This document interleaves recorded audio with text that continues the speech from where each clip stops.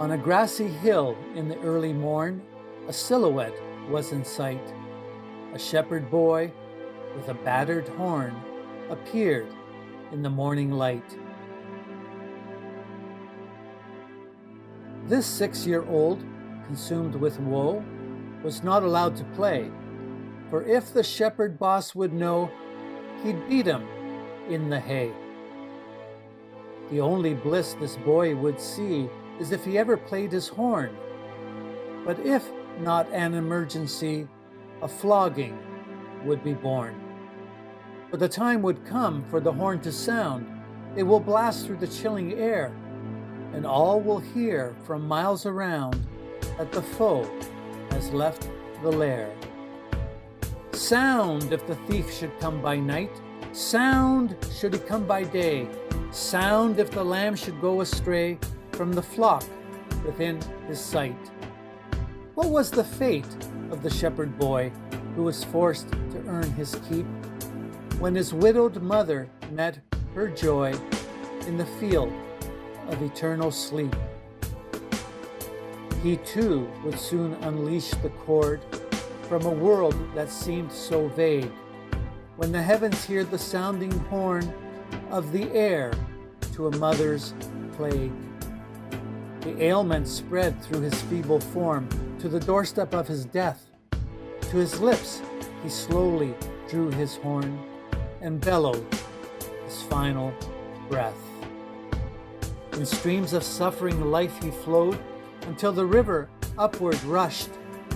Then through a starlit hall it slowed to a sprinkling, gentle hush.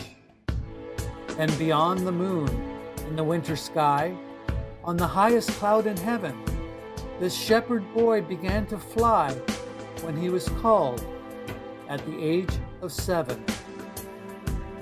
As an angel boy he appeared, we're told, with his halo tilted south. His hefty wings were hard to hold, and he had a loose tooth in his mouth. He stood in awe, as most would do. He never felt so lowly, as a choir of angels' voices grew in the playground of the holy. With rows of angels on each side, he is welcomed as they sing.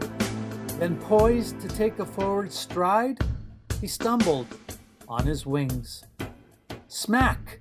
On his flattened face he flips, then arising with a giggle, he bores his finger through his lips to find his tooth still wiggles.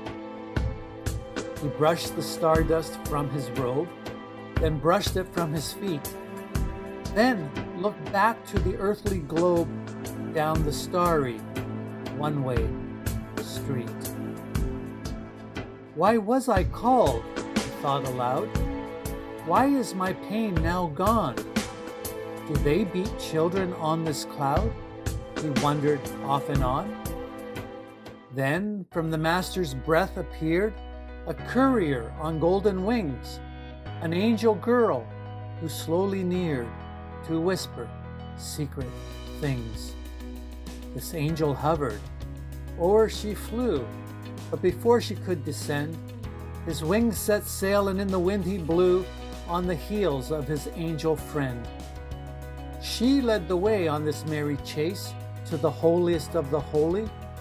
To the angel boy, God showed his face with his arms extended fully. The plot of this transfigured boy, from child to cherubim, was to play his battered horn with joy until the cup filled to the brim. And from the finger of the master flowed the command of 1,000 horns. To the angel boy his song bestowed to play from night till morn. To his earthly chore the cherub flew to expel the resounding joy that the prophecy of the wise came true in the birth of a baby boy.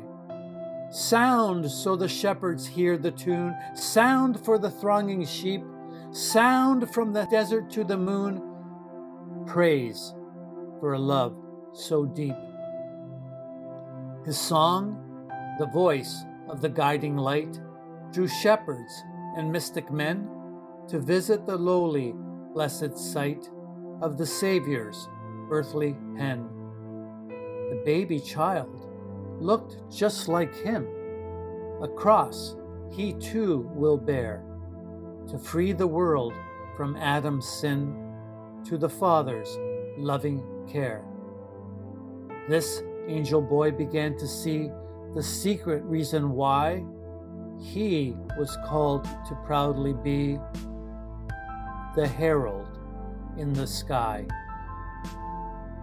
As the baby Jesus gently lay, he looked up to his friend in heaven and was lulled asleep in the lofty hay by the angel boy of 7.